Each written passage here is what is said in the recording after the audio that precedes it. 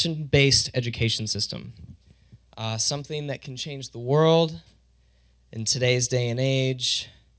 Strife and... You know what? I'm sorry, I'm not used to this. When I perform, I like to free ball it. So is it okay if we kind of just free ball this presentation? Is that fine? All right, so forget this. We're just kind of going to go with this one. So let me ask, Ball State, how we doing? Can I hear you guys, Ball State? Can I hear who's in the room? How we doing? There we go. That's better. I feel more at home now. So Ball State, I learned so much here and had such a great experience at this university. I was tied between this, Indiana University, Purdue. I was actually just at Purdue this weekend for a performance. Beautiful campus, but I couldn't decide. But architecture really brought me here. The people really brought me here. And through my journey, I learned so much. But what was surprising is that I learned so much more from the people and the experiences that I had, and not so much from the classroom. I want to tell you guys a story. I was actually visiting a friend's house. It was when I was an architect major my freshman year, and we would sit down and we'd talk about life, love, and the pursuit of happiness. No, we'd talk about architecture and fun things. And I was walking home. It was a beautiful spring semester night in April, and I was walking down by the student center, and I noticed this tree. Not this particular tree, but a tree like it. And I looked very closely at the tree, and I reveled in its beauty and how amazing it was and how nature looked. And I thought to myself, why? Why does this tree look so beautiful? Why does nature look so beautiful? Why is it so natural? And I took a closer look, and I went and I felt the leaves on the tree, and I picked them off, and I looked at them individually, and I realized that each individual leaf was completely different from any other leaf on the tree. And I came to the realization that that's why it looks so natural and why it looks so beautiful. And I feel that the human race is no different. We are all different in our own special way. We're all beautiful in our own special way. And we look and act natural because of these differences that bring us together. However, I think there's one thing at a very young age that has conditioned us as a society, as a human race, to think otherwise, to fit this mold, to conform to this system. And I feel like a lot of that has to do with the education system. So if you guys look at it, some statistics, they say that about 30% of kids, when they were in elementary school or middle school or kindergarten, when they were young, only 30% of them are actually pursuing now what it is that they said that they loved and enjoyed. That leaves 70% not doing what it is that they love and enjoy. And I also found a graph online that shows the depression rates throughout the entire world. And I feel like there's a correlation here. I feel like those who aren't doing what they love obviously experience some level of depression or anxiety or not belonging in society as a whole. So I went online and I found some more statistics on this to further prove this point. And through the Organization for Economic Cooperation and Development, this is an organization that runs statistics on 34 different countries in the education system, such as obviously the United States, Asia, the UK, Germany, Australia, many, many more. And they found that students ages 7 to 14 spend about 6,862 hours of instruction in school between these 7 years.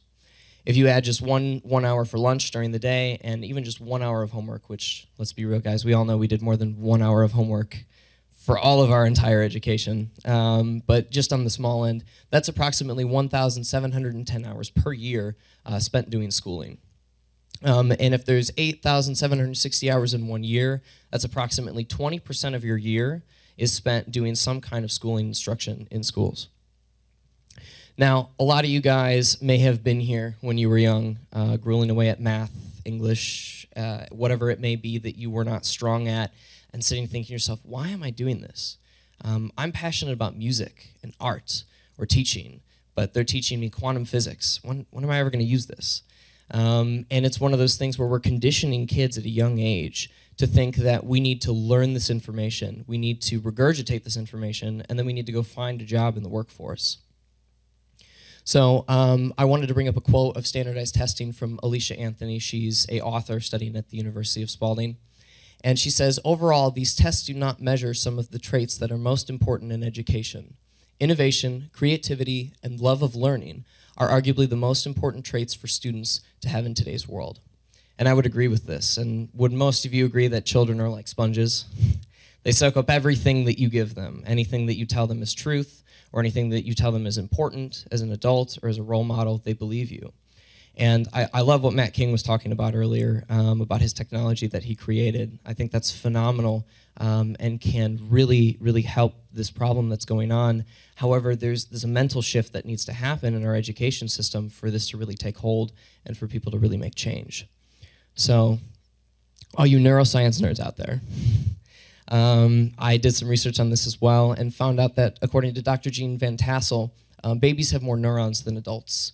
And over time, these neurons create pathways that create a map for how we reason and think, which is interesting because when you're so young, when you're soaking up all this information, it creates these synapses in your brain that tell you and become reaction to what it is that you're learning. So if as a child I'm told that you need to be an accountant, you need to learn math, this is what you're going to study and this is what you're going to be good at, that's what I'm going to do and it's what I'm programmed to do. And over time that just becomes reaction. As far as what you're doing. And Norman Doidge, who's the author of The Brain That Changes Itself, also talks about everything your immaterial mind imagine leaves material traces. Each thought alters the physical state of your brain synapses at a microscopic level. Each time you imagine moving your fingers across the keys of a piano, you alter the tendrils in your living brain. Really what this is saying is the more you do something over and over again, your brain is a living creature and it becomes habit over and over and over again. So it really becomes this ideal of versus what we're supposed to do and what we love to do. And I feel like this creates such a huge shift. It causes depression in kids at young ages. It causes not as hard work. Kids don't want to work as hard at things that they don't enjoy. And I feel like if we were to shift, it would change a whole lot. So I sat here and I thought, what can we do to change this? And I sat with my friend Tyler Harris, who helped me put this presentation together, and really went over ideas and technologies on how we can change this. And so I put it easily into 3 steps that we could use to shift our mentality of how the education system works. The first one is to help guide students to discover themselves and their true passions. And a lot of this has to do with teaching children how to love themselves and others and appreciate others for who they are. Because without that, you don't have any base. There's nothing you can base off of that if you don't have that.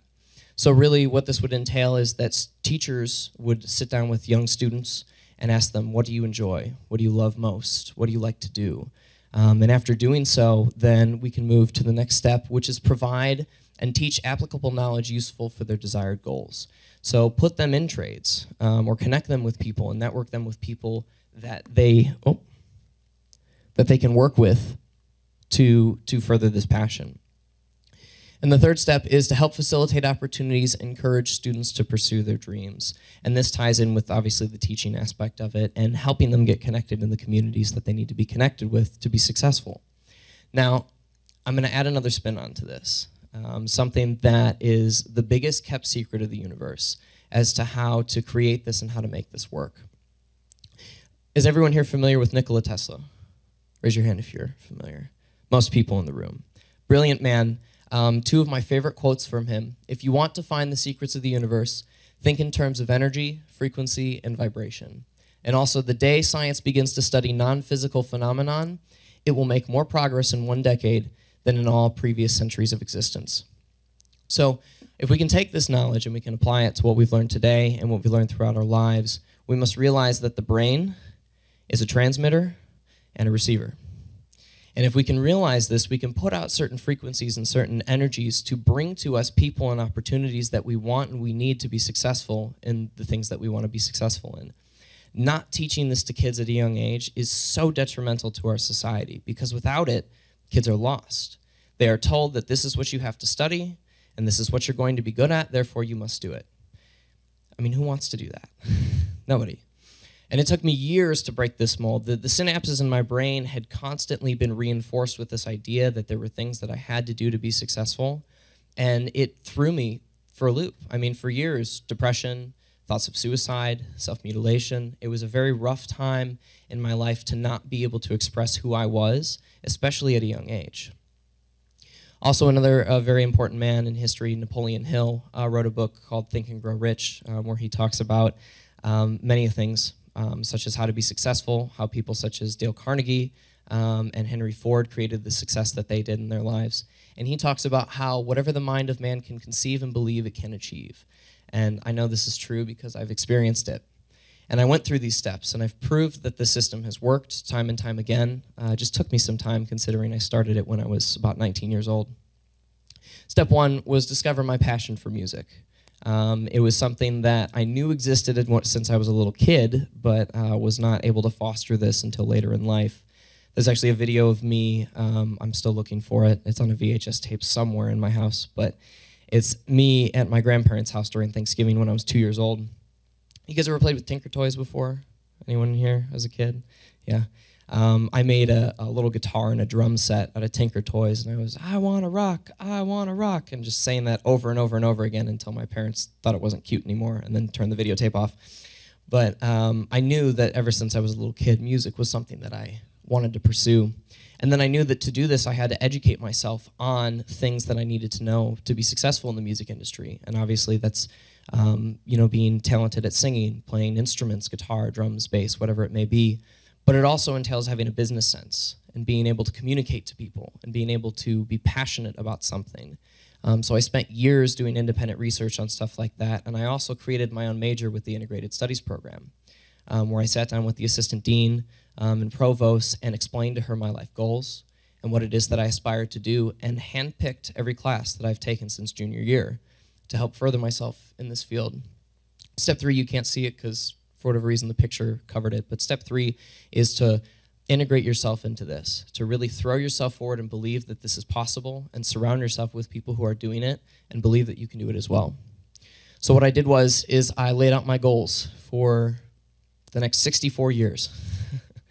I know, it sounds kind of crazy. But what I did is I took my passion, what I was really passionate about and what I loved and what I wanted to do, and put it at the top of the pyramid. And that's to change the world for the better of mankind and create an environment where the human race can live harmoniously. And I know that sounds kind of crazy and kind of out there, but I thought, what do I have to do to make that happen? So I worked backwards. And I brought myself to today, which is 20 to 22. I'm 21 years old. I turn 22 on May 20th here in the next month. And that was to create enough sustainable income residually where I don't have to work and I can pursue my passion fully. Earn a degree at Ball State University with a good GPA, and then also be proficient at the instruments I play, vocals, drums, and guitar, and have at least one professional album released. And I can successfully say that I have achieved all these goals before I turned 22. So then I sat and I thought about how I can really pull this into reality, how I can manifest this reality into existence. And instead of thinking about all the what and the how I'm going to do this, even though I did lay out a groundwork for it, I really thought about the why. Why is this important to me? Why am I passionate about this? And I meditated on that, and I thought about that, and I pulled that into reality. And I did that by going out there and doing it. None of this works unless you actually go out there and actually give action. You can't just sit in a room and go, and then millions of dollars just fall from the sky. It just doesn't work like that. You actually have to pursue it. And so I did. And I worked, I worked my ass off to make this happen. And when I made it happen, musicians like myself just came into my life over and over and over and over again. One just walked into the room. Actually, he's sitting over there. But we came together and we created the Indigos. And the reason we called this the Indigos, thank you, is because what it means to be indigo is to follow your passion and do what it is that you love. The color purple, or indigo, purplish blue, vibrates at a certain frequency. Your brain transmits and receives these frequencies. If you can get your brain on this frequency, you can manifest and create any reality that it is you choose. And that is why we started this band, to spread the word of that, to show people that this is possible for anybody and everybody. And not just musicians, but people who were passionate about what we were passionate about came along. I met my roommate Sam Keene at a talent show. It was 2 years ago. She was playing piano. I was singing an original song. And we talked, and she wanted to do artwork for the band. And she designed our logo. She helped design our T-shirts, and so on and so forth. Cody Czarnecki, he's done market research into the band, what the fans like, what they enjoy, how to run the business behind it, and has really been a driving factor for that. Denver McQuaid, who's our videographer, and also started Hero Films. Check him out online, his films are great. And he did our first music video. He wanted to help us do advertisements and stuff like that and design work. And then our manager, Jonathan J.P. Parker, who was the former stage and production manager for The Fray.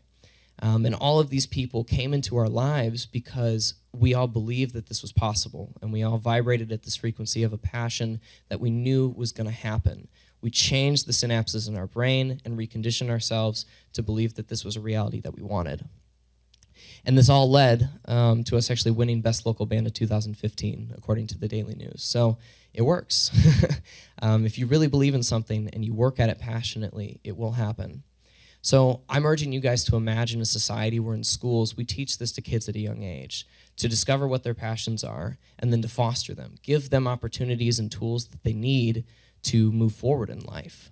Imagine a world where you could do whatever it is that you wanted, whenever you wanted. I know that sounds like a crazy accusation, but imagine if everyone was contributing to the world in the way that they pleased, everyone would be peaceful. Everyone would be doing what they loved. I want to end on this. Back in the day, when I was very young and a bit of a mama's boy, me and my mom would do puzzles all the time.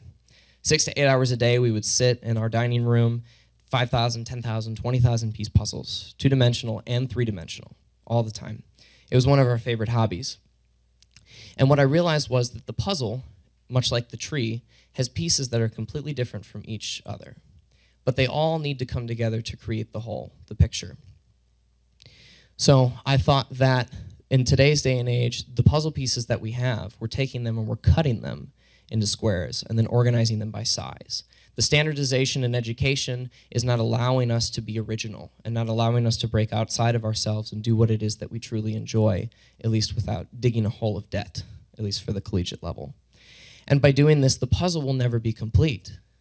However, if we allow ourselves to see the uniqueness of each other, allow ourselves to be who we are, and to put the pieces together that they're supposed to be, we can finish and create the most beautiful, complex, and amazing puzzle of all, us. Thank you.